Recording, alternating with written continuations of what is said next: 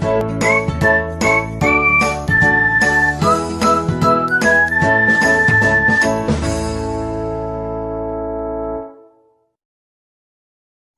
lupa subscribe dan tekan tombol loncengnya.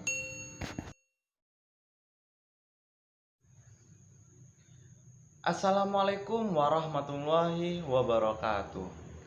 Perkenalkan, nama saya Danu Abian Latif, Prodi Pendidikan Biologi Stambuk 2019. Di mata kuliah bioteknologi kali ini, saya akan menjelaskan tentang inseminasi buatan dan fertilisasi vitro. Nah, untuk penjelasan lebih lanjut, tonton video ini sampai habis dan jangan di skip ya. Nah, untuk pertama kali kita harus mengetahui apa penyebab dari dua konsep ini bisa timbul, dari inseminasi buatan dan fertilisasi vitro. Nah, penyebab dari dua konsep atau dua materi ini bisa timbul karena adanya suatu pasangan yang mengalami kesulitan untuk hamil dengan cara alami. Nah, biasanya dia mencoba berbagai prosedur medis untuk mengatasi masalah ini. Makanya dua konsep ini timbul untuk mengatasi permasalahan tersebut. Nah, bagaimana sih untuk mengatasi permasalahan tersebut? Dan apa itu inseminasi buatan? Nah, yang perlu kita tahu, inseminasi buatan itu dilakukan dengan menempatkan sperma laki-laki di dalam rahim wanita. Sebelum dimasukkan ke dalam rahim, sperma harus dikirim terlebih dahulu ke laboratorium untuk memisahkan antara sperma berkualitas baik dengan yang berkualitas buruk. Sperma yang sehat kemudian digunakan dalam prosedur ini. Sebelum sperma dimasukkan ke dalam rahim, dokter terlebih dahulu memantau siklus ovulasi pasien wanitanya. Jika dirasa saatnya sudah tepat, sperma lantas dimasukkan ke dalam rahim dengan bantuan kateter. Dengan cara ini, sperma menjadi lebih cepat mencapai tuba Fallopi untuk kemudian membuahi sel telur. Inseminasi buatan merupakan prosedur yang tidak invasif dan cukup sederhana. Nah, selanjutnya apa itu fertilisasi vitro? Nah, dibandingkan dengan inseminasi buatan tadi, fertilisasi vitro merupakan prosedur yang lebih kompleks. Dia melibatkan atau mengumpulkan sperma dan sel telur dari pasangan. Sperma dan sel telur lantas diletakkan ke dalam cawan Petri agar terjadi pembuahan.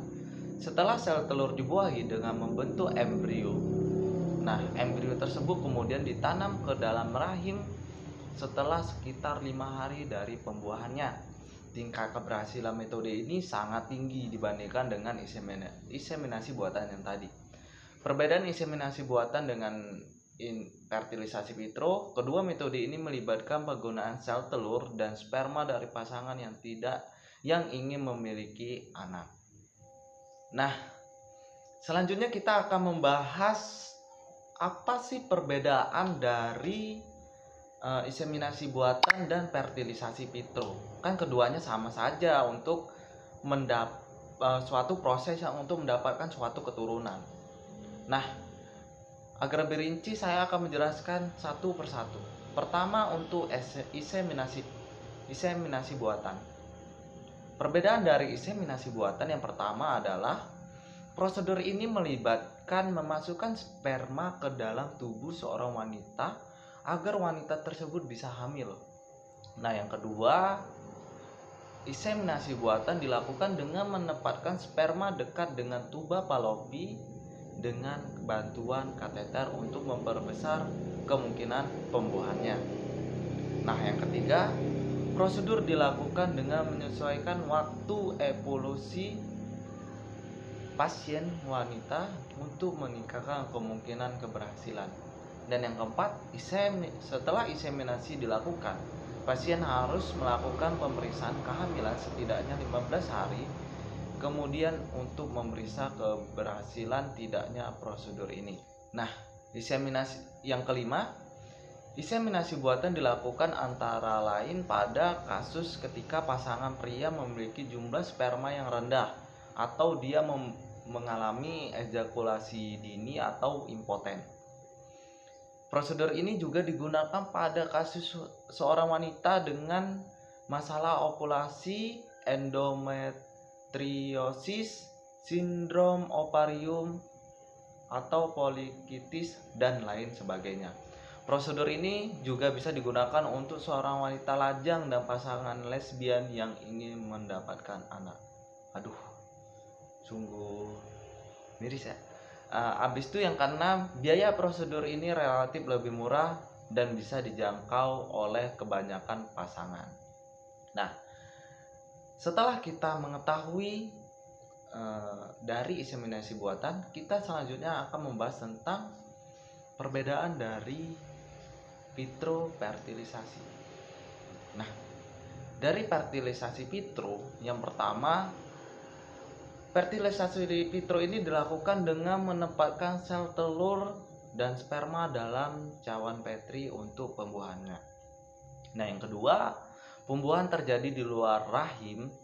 Kalau tadi inseminasi kan ditaruh di dekat rahim agar bisa mempeluang pembesaran dari pembuahannya. Kalau ini dia dilakukan dari luar rahim. Dia di dalam gelas atau cawan Petri. Nah, yang ketiga, prosedur ini tidak tergantung pada siklus ovulasi wanita. Nah, bertolak ke belakang kan sama yang inseminasi buatan tadi. Namun siklus ovulasi tetap perlu dipantau untuk mengekstrak sel telur matang yang hendak difertilisasi. Yang keempat, pembuahan berlangsung di dalam cawan Petri. Setelah terjadi pembuahan, embrio lantas ditanam kembali ke dalam rahim dengan tingkat keberhasilan yang lebih tinggi. Kelima, fertilisasi vitro ini sangat membantu bagi pasangan di mana saluran telur wanita mengalami kerusakan atau kebuntuan. Prosedur ini juga dapat digunakan untuk perempuan dalam kelompok di atas usia di atas 40 tahun yang ingin hamil. Pria yang memiliki masalah kekurangan jumlah sperma atau motilas sperma rendah juga dapat memilih metode ini. Dalam kebanyakan kasus, setelah 5 atau sampai 6 kali gagal menjalani prosedur inseminasi buatan, pasangan mungkin disarankan untuk oleh dokter untuk melakukan fertilisasi vitro. Nah, yang keenam, fertilisasi vitro merupakan prosedur yang kompleks sehingga membutuhkan biaya yang lebih tinggi dibandingkan inseminasi buatan. Nah, kalian mau pilih yang mana? Mau inseminasi buatan atau fertilisasi vitro? Nah, nanti kita pikirkan ya setelah kita sudah mendapat suatu pasangan yang halal. Mungkin sampai di sini saja materi dari saya. Lebih dan kurang saya mohon maaf. Wabillahi wal taufiq hidayah. Assalamualaikum warahmatullahi wabarakatuh.